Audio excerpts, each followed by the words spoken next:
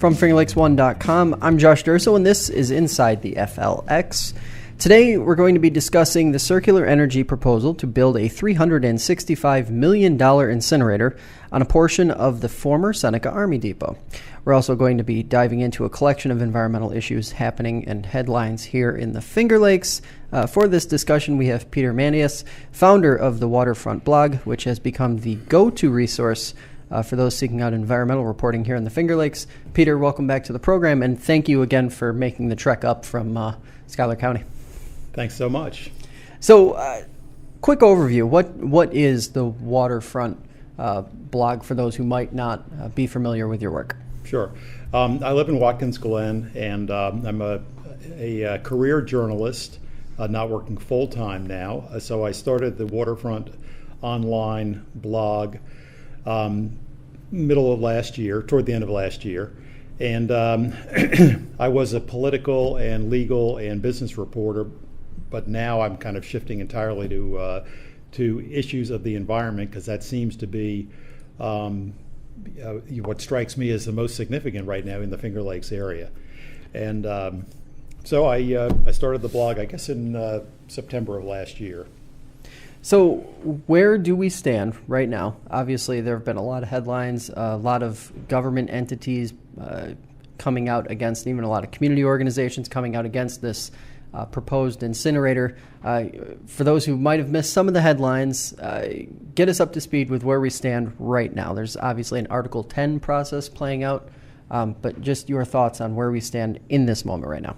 Sure. Well, the probably the biggest thing that happened recently was that Cynthia Nixon, who is hoping to run as a Democratic candidate against Cuomo in the gubernatorial race this year, came out against the incinerator and challenged the governor to also come out forcefully against it. She had a press conference in Geneva a few days ago where she was opposing not only the incinerator but also the proposed LPG storage down in my neck of the woods in Reading, about 2 miles north of Watkins Glen. So she targeted those two projects and claimed that the governor has not taken a definitive stand against either one. I think what she is trying to do is peel off support from the governor from sort of the progressive environmental wing of the Democratic Party.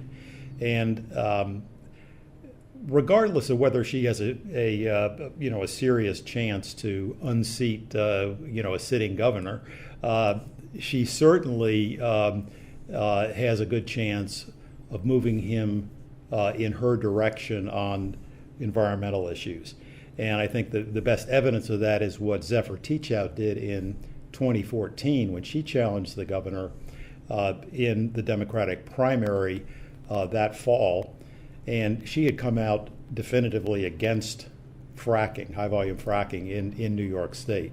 The governor was kind of on the fence on the issue, but then she proceeded to go into that Democratic primary, really not particularly well known, with not a lot of money, but winning a good number of counties in upstate New York, including several right around Albany.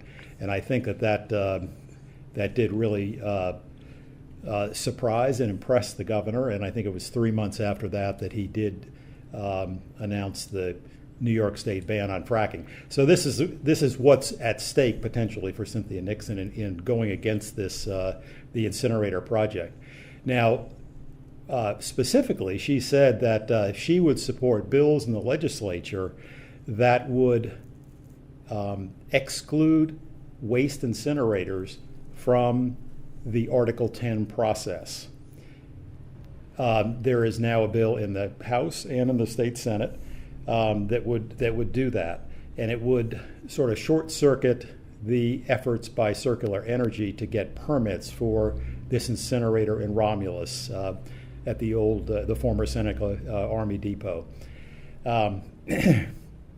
Now, those bills will have some tough sledding probably in the legislature, because the leadership particularly in the Senate, the Republican leadership in the Senate, will be under a lot of pressure from business groups, just generally not to make a move like this that would block the development of incinerators unless they get something in return. So we'll see whether this ever makes it to a committee vote. It probably will in the House, but in the Senate, I think the real question is whether the bill even makes it to a committee vote. We'll see. I'm interested because that portion of this whole debate is really fascinating to me, because I think we've yet to see, I believe, one union group voiced support for the project, but aside from that, it has been universal opposition. Right. Does that part of it sort of surprise you? Because it seems pretty rare to see multiple county entities, towns, community organizations, environmental groups, you name it, all on the same page on a single issue in what is probably the most divided of times we've ever experienced politically. Right. It's really hard to find a project that has this level of, near universal opposition within the region. And Circular enerG, which is the startup company in Rochester that's proposing this deal, initially tried to go to the town of Romulus, and they tried to work with the local officials to see if they could get it through the local zoning process. Presumably they would have offered some kind of a host agreement, which would have been money or other incentives that would help the community. But I think that the local officials in Romulus were at first, I think they had an open mind about it, but I think that they hit a tsunami of opposition, and they just realized that it wasn't going to be politically feasible for them to support it. So they backed off, and then at that point, Circular enerG said, "Okay, well, if that doesn't work, then let's go to the Article 10 process." Now, Circular enerG, to be fair, they say that the DEC told them that they needed to go through the Article 10 process. I really haven't been able to figure out the accuracy of that. I don't really necessarily doubt it, but I haven't confirmed it, I'll put it that way. It seems to me, at least looking from the outside, and obviously your reporting has been great on this whole subject, but it seems to be all tied to the fluctuation of the numbers of what they're going to be producing. It seems every version or draft of their plan that is released or that is viewed by the public winds up having a different number set on it, on what they're going to be producing. Is that part of it reason for concern? Because I know a lot of people have been very worried about the actual production just being either exaggerated one way or another, and that you're talking about the enerG. Yeah, the enerG actually created. Well, I think they initially introduced it. I think there was an intention to be under the 25 megawatt limit. Mm-hmm. That in other words, Article 10, you have to be producing 25 megawatts or more to even be eligible for that permitting process. They initially proposed it, saying that the first half of the project was going to be slightly under 25 megawatts, which would exclude them by definition from the process. And I think that was because they wanted to take their shot at getting the approvals through the local officials. When that kind of fell apart, they redid the proposal, and they said, well, actually, we're going to be able to produce up to 80 megawatts. They had initially split it in half, and they said, right, we're going to do up to 25 megawatts in the first phase and then another 25. And I think perhaps what the DEC said was, hey, come on, this is really a larger project than that. You are over 25, and so you have to go through the Article 10 process. Who knows? And so I want to just jump back to the whole Nixon-Cuomo aspect of this, because you had your last story on the blog was focused on that, and Nixon's visit to Geneva. Why hasn't Governor Cuomo come out against this? It seems like a no-brainer, especially for a Democrat who, in theory, wouldn't have much to lose support-wise, to come out against this type of proposal, right? Well, here I would just have to be flat out speculating, which I sometimes do. I really can't say. It's possible that he wants to allow the process to just work its way through. In other words, he feels like it's not appropriate to Bigfoot the process. That's possible. There are other interpretations too as to why he's not. But I really don't want to speculate in overtly political reasons that he might have for not coming out against it. It's hard to tell. So now, obviously, the public involvement program plan was sent back for revisions. Right. Walk us through your thoughts on that part of that aspect of this entire discussion. Well, a lot of local people and some of the politicians also who are trying to exclude waste incinerators from the Article 10 process assume that the Article 10 process goes really light on local involvement. But if you read what the PSC staff told Circular Energy, they said you have a serious obstacle here to getting permits, and that is the fact that nobody likes you, and you're gonna have a real problem with these local zoning rules. And so I think that the PSC staff is, and they're sort of behind the siting board here. I think they're saying to Circular Energy, you need to work out some kind of an agreement or some kind of a meeting of the minds with the locals on how this zoning is going to work out. So I think it's not that the Article 10 process completely excludes local input, as some people fear. I think that will be a factor, might even be a big factor. So what's next? That's what a lot of people are sort of curious about. What's next in this process? Obviously, they have to provide a revised version of their PIP plan. What would be the next step in this whole process overall? Well, I think if you take the legislation off the table and say, well, that's not going to go anywhere, or it's going to be amended to meaninglessness. If you take that off the table, then you say, okay, then they're going to have to proceed with the public outreach program, and I think they'll be required to refine that and to come back with some kind of effort to win local support would be my guess. But I'm guessing again. Some of this you really can't see that far ahead. You have to wait and see what moves they make, and it's a little hard to speculate on exactly how they're going to do it. They could just withdraw the proposal too. That's always possible. What is your expectation? And obviously, this is a huge guessing game because no one really knows for sure. Your expectation on timeline of how long something like this could take to play out, because I believe going through some of the research that we did over the winter, it looks like as far as proposals of this nature going through this Article 10 process since 2011, maybe only one decision has been made, and that was recently. Right. So could this be something that literally plays out for 7 or 8 years?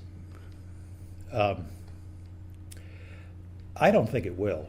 I think it will be decided before that, and I think that the overwhelming opposition is going to be very hard for Circular Energy to overcome in the long run. I mean, it creates a real political burden for the people that allow this to go through, and it's just such a heavy lift. I mean, for Circular Energy to accomplish that. Who knows? I mean, you can never say never, but it's going to be a hard lift for Circular Energy to overcome the opposition from the wine industry, from the local officials, and then just the residents in the area. And the lower income people in the area, they have to also overcome some of the issues there about whether they're discriminating against certain people of low income that were going to be affected by this. So there are all sorts of issues that they're going to have to figure a solution to. And then they've got the politics. So it's going to be a hard lift for the company, I think. Now, is there a case to be made for incinerators in general? Because a lot of if you talk to some of the representatives of circular energy, Alan Knopf comes to mind, obviously, because he has been super vocal representing them. Is this solely a not in my backyard issue, as some of them have been suggesting, or is there real reason to think that incinerators work and they're a good idea? Well, Alan Knopf is the circular energy attorney. He's been the front man for the project from day one, pretty much, and he makes the point that incineration is actually pretty popular in Europe and parts of Asia, and it tends to be very strictly regulated in those areas, much more strictly regulated than it is in the United States. I mean, issues like what do you do with the ash? Mm-hmm. The rules in Europe are totally different than the rules in the United States. And this ash is very serious toxic stuff, and it's got to be disposed of. And the U.S. rules are a lot lighter than the rules that are going on in Europe right now on how you handle that.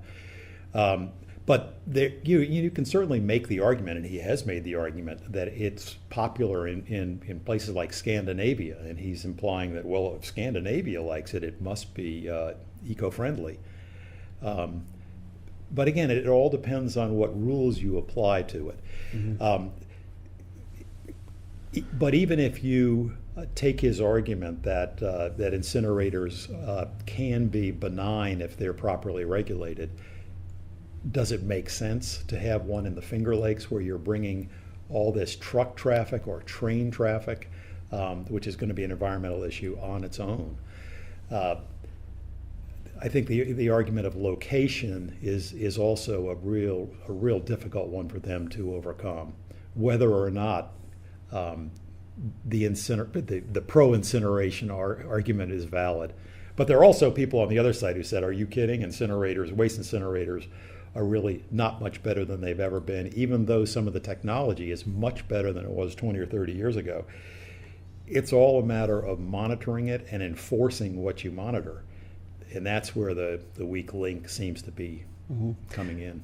Now, let's switch gears for a minute. And you had a really interesting story on CAFOs and harmful algae blooms. Obviously, 80-degree day today. Weather's starting to warm up. People are starting to think about that again. Typically a summertime/fall issue, but one that seems to be getting worse every single year. Walk us through what your reporting found and where we stand right now with that whole issue, because it seems to be one that's getting more and more political attention and maybe a little more study effort as well. Well, just to update, there was a New York Supreme Court decision last week that said that the DEC had not been properly regulating CAFOs, which are concentrated animal feeding operations, I believe that's right. Basically the large dairy farms, but also farms for pigs and beef cattle and other livestock. But primarily in New York State, this is really driven by the dairy industry. Mm-hmm. And what the court said was that the DEC has not been doing their job in regulating the manure that comes from these. And they haven't been doing their job in two ways. They have been outsourcing the regulation that they are supposed to be doing on these facilities to private contractors hired by the CAFOs themselves. That's a problem. And then the other problem is that the reports or some of the documentation on these CAFOs has been kept confidential. And that's another big issue that is sort of at odds with the spirit of the federal Clean Water Act. Mm-hmm. And so now a judge, a Supreme Court justice, acting justice, has required the DEC to come up with an entirely new program for regulating these larger CAFOs. Now, the reason it matters is there have been a number of manure spills that have made it either into the rivers or into the lakes. And manure has high levels of nitrogen and phosphorus, both of which are fuels for HABs, or toxic cyanobacteria. HABs is sort of a nickname, as is blue-green algae. These are things that tend to come at in the latter part of the summer. They're dangerous. For people who swim in it, there are threats to the skin, to the lungs, and they are very dangerous to dogs and other animals that get involved in these. They're scum on top of the water. They're very difficult to distinguish from just regular algae. You really can't tell the difference unless you test it. Right. But you definitely don't want it on you. And it's a real threat not only to swimmers and animals and things like that, but also to public water supplies. So if you pour manure that is fuel for these into these lakes, you're asking for more trouble. Mm-hmm. And a really good example of that is in 2014, there was a huge manure spill into Owasco Lake.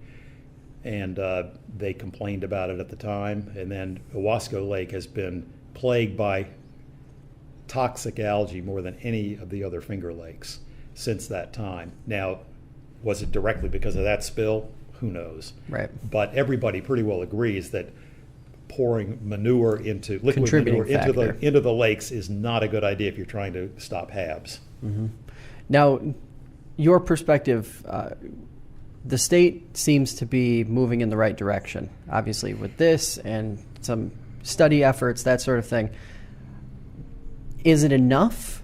And from what you're seeing and what you're learning about this whole issue, can it be stopped quickly enough to avoid damaging water supply, having environmental impacts that people might not realize at this point? Or is it something that maybe can be brought under control in short order? Well, I think the DEC really is taking a serious run at this and is really throwing a lot of effort at it. I think the governor is trying to throw a lot of effort at it too.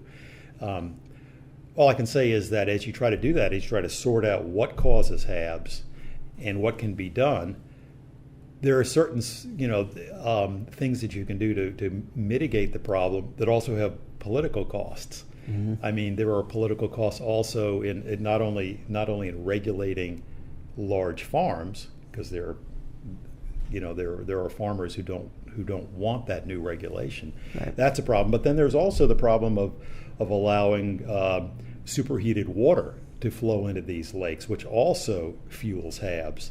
And the state has a policy of allowing these larger power plants to just pull in water and spit it back out without any recycling. When it spits it out at a very very warm water, which is fuel for HABs. Mm-hmm. So that's a political hump they have to get over. So it appears to me that they are addressing the causes of HABs that aren't politically controversial, mm-hmm. and they're kind of leaving the others off to the side, but the others could be really important. So before we get you out of here, obviously a lot of environmental issues. If you were to pick one that you think folks might not be paying too much attention to because one or two are just taking a lot of the spotlight away, what are some of the under-the-radar environmental issues or stories that are going to be getting a little more traction over the next few months, you think? I think what you're going to see, a couple of things. One, the issue of the giant salt mine under Cayuga Lake. The Cargill, which operates that giant mine, is going to court in a few days to try to obtain a summary judgment to throw out a lawsuit about development that relates to that mine. And we'll see which way the court goes on that. Either the court will toss it out or it will be protracted litigation on whether that can continue to develop. So the Cargill salt mine under Cayuga, that's certainly one. Mm-hmm. Another issue I think that will emerge in the next few months is the Greenidge power plant in Dresden. And there's also litigation going on with that, and also there is there's a hazardous site associated with that is also going to come under scrutiny. All right. Well, I really appreciate you coming in, making the time to talk to us about these things. Obviously, super important. Before we do let you go, though, where can people find you online, your web address, and then also if you're on social media? Well, the address of the blog is just waterfrontonline.blog. Waterfront Online is all one word, and then .blog, and that will get you there. All right. And I'm on Twitter and LinkedIn and Facebook, things like that. Well, I'm sure we'll be having you back, obviously, because these issues aren't going anywhere, and you're doing a great job reporting on them, so thank you for that service. It's really important for the community to stay engaged on that topic. Thanks, Josh. All right, well, that is going to do it for us today. I'd like to thank Peter, our listeners, and, of course, FingerLakes1.com for making this podcast possible. You can catch Inside the FLX on Saturdays during the 10 o'clock hour on WDWN 89.1 FM in Auburn or 97.7 FM in Fulton. The program also airs on Sundays and Tuesdays at 7 p.m. on Spectrum, channel 1304, and is available on iTunes, Stitcher, and the FingerLakes1.com app. Stay informed, Finger Lakes, and we will catch you next time.